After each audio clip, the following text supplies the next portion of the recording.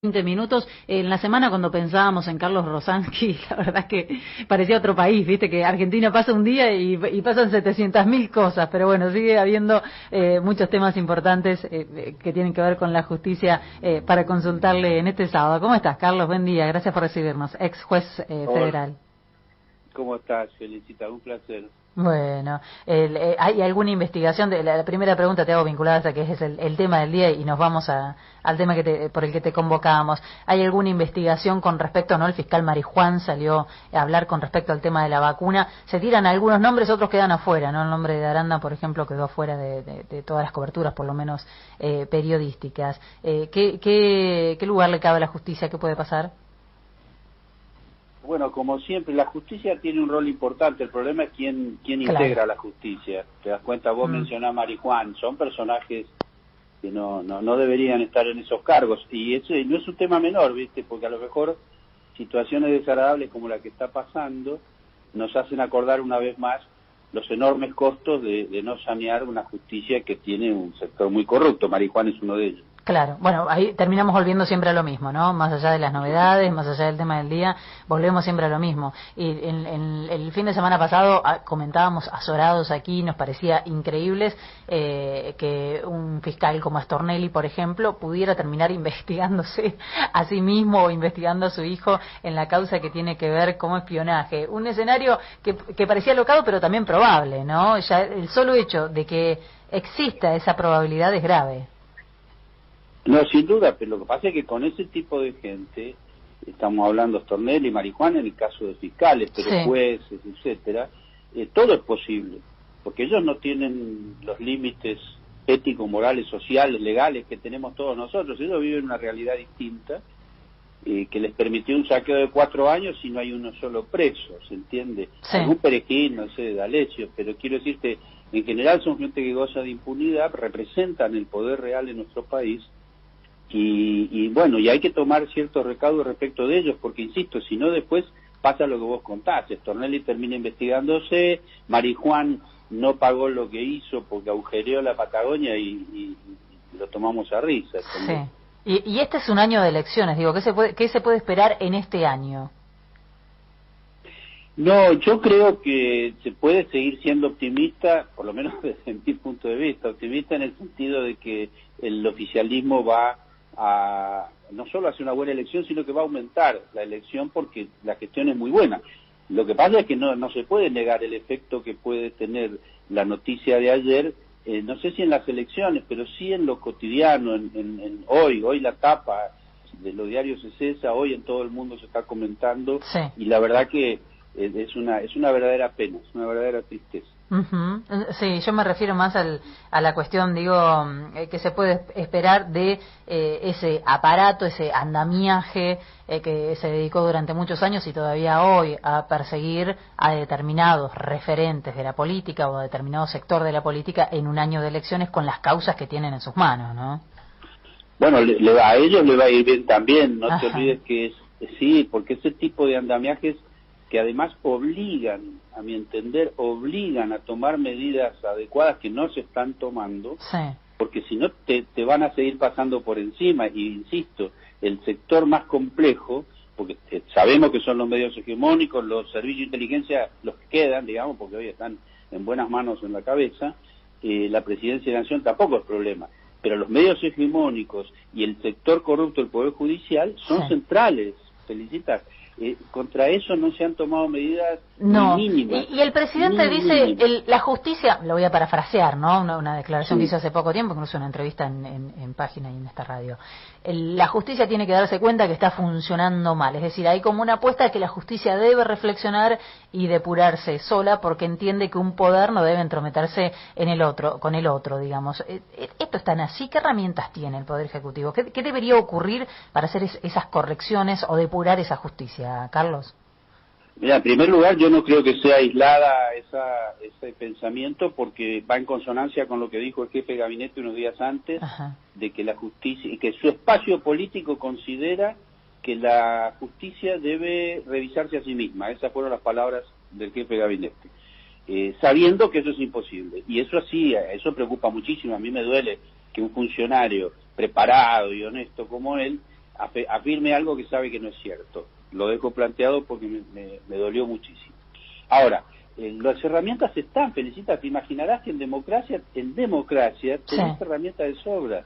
Argentina tiene una legislación extraordinaria en materia de derechos humanos y todo lo que es el derecho público, y vos podés de repente con una simple ley del Congreso de la Nación, ampliar la Corte Suprema. Entonces, convocar 15, 16, 17 personas para ampliar la Corte Suprema, someter los nombres a una consulta popular no vinculante para que la gente pueda expresarse sobre esos candidatos, y vos en muy poco tiempo tendrías una Corte Suprema con al menos 12, 13 personas nuevas o 15 que harían cambiar muchas cosas de la República Argentina. ¿En qué quedó la reforma propuesta por el presidente que muchos señalan, bueno, con este equipo de juristas, ¿no?, que trabajó, que llevó la sugerencia y demás, muchos señalan que se queda corta, ¿no? Pero ¿tiene alguna expectativa de que pueda concretarse este año? Mirá, no lo sé, yo la apoyé en su momento, incluso en el Senado. Te acordás que hubo una sesión, yo fui el último en hablar y en apoyarla. Lo que pasa es que no es una reforma, es un proyecto de ley para mejorar algunos aspectos de la justicia federal, punto. Ajá. Este tipo de iniciativa, que es buena, solamente se va a sentir en lo cotidiano si va acompañada de otro tipo de medidas que sí sean reformas. Estamos hablando de denunciar a cada uno de los funcionarios judiciales que sabemos corruptos, ampliar, como te decía, la Corte Suprema, y con una ventaja: ese tipo de medidas, las que realmente tienden a sanear el Poder Judicial, tendría una aceptación popular extraordinaria, Felicita. Ahora sí, y lo digo porque...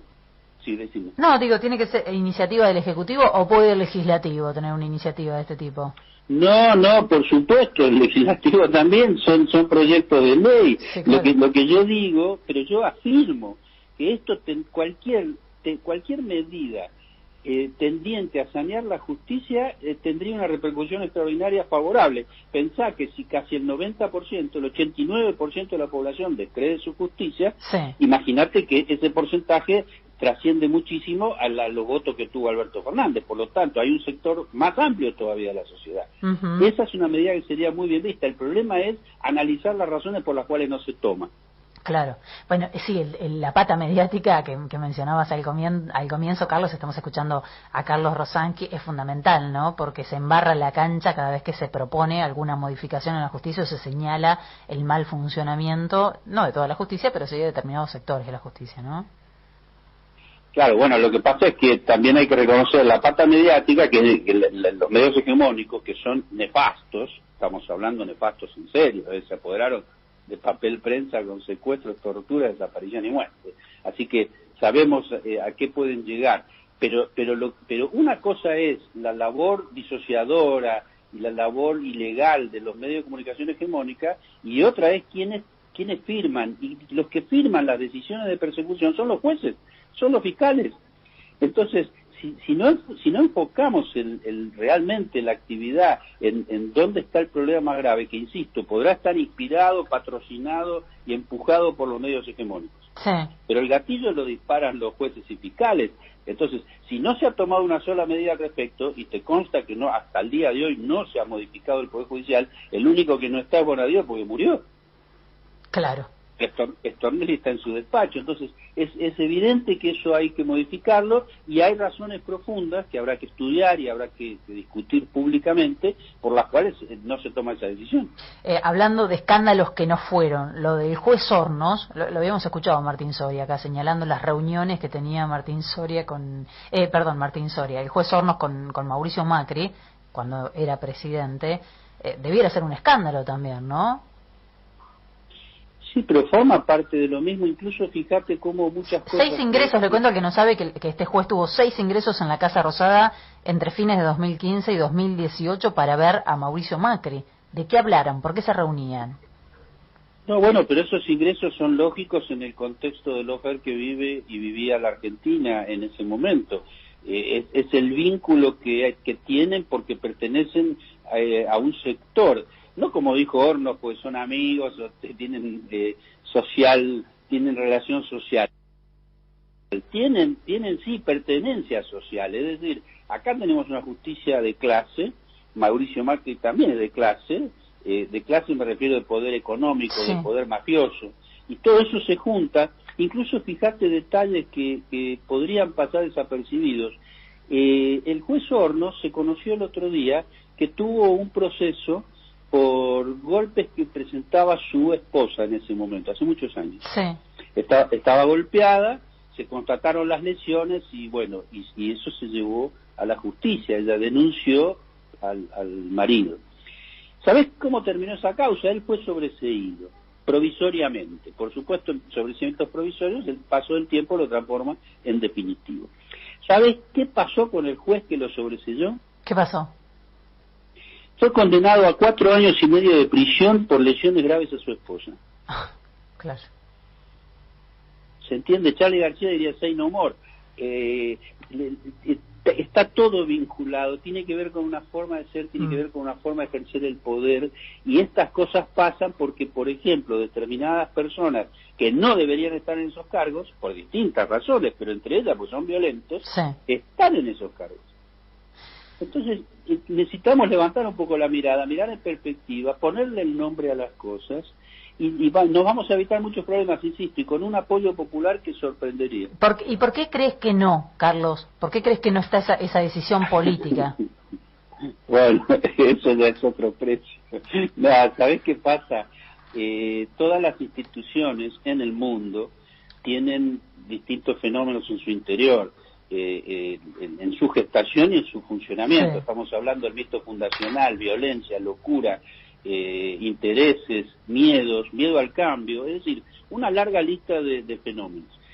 Esas instituciones nunca jamás se podrían modificar a sí mismas, por eso yo te empecé diciendo que lo de Cafiero es inaceptable, porque necesita, si fuera posible, tendría que ser desde el exterior, es decir, una intervención externa a la institución. Claro. En el caso de la justicia, tenemos la famosa familia judicial, que es el núcleo duro del Poder Judicial argentino, y que históricamente ha sido siempre conservador y reaccionario, es decir, con una ideología institucional muy clara, que hizo que a lo largo del tiempo se renovaran sus miembros, simplemente por la biología, por el paso del tiempo, pero siempre han sido reemplazados por gente, en su mayoría, que pertenecen al mismo estrato social, a la misma ideología conservadora. Modificar eso se hace difícil porque eso mismo genera una traba enorme, es decir, hay una trama de amistades y de complicidades que involucran a una parte importante de la población. Estoy mirando tu Twitter, ya cierro con Carlos, sé que tengo un minuto, pero 13 de febrero 2021, Stornelli sigue siendo fiscal. 14 de febrero 2021, Stornelli sigue siendo... O sea, nos va pasando el parte diario, Carlos Rosanqui indignado porque Stornelli sigue siendo fiscal. ¿Cuándo debería haber dejado de ser fiscal Stornelli? No debería haber sido nombrado fiscal, pero una vez que son nombrados estos personajes, y estaríamos todo el día haciendo la lista, sí, tampoco funcionan los mecanismos para frenarlos, porque los mecanismos están, convengamos, insisto, Argentina tiene una legislación extraordinaria. Ahora, si vos no los hacés funcionar esos mecanismos, si el Consejo de la Magistratura se utilizó para perseguir gente, como ha sucedido en el macrismo, pensá que, te voy a dar un dato importantísimo. A ver. Cuando Cristina Fernández de Kirchner presentó el proyecto de democratización de la justicia, ¿recordás, Felicita? Sí. Claro. Bueno, una de las cláusulas más importantes que tenía esa ley era que los tres cuerpos dentro del Consejo de la Magistratura, quienes representan 3 corporaciones, que son jueces, abogados y académicos, son 3 sectores del poder del Consejo de la Magistratura, a partir de esa ley iban a ser elegidos por el voto popular. Sí. Esa ley la presenta... Escándalo total.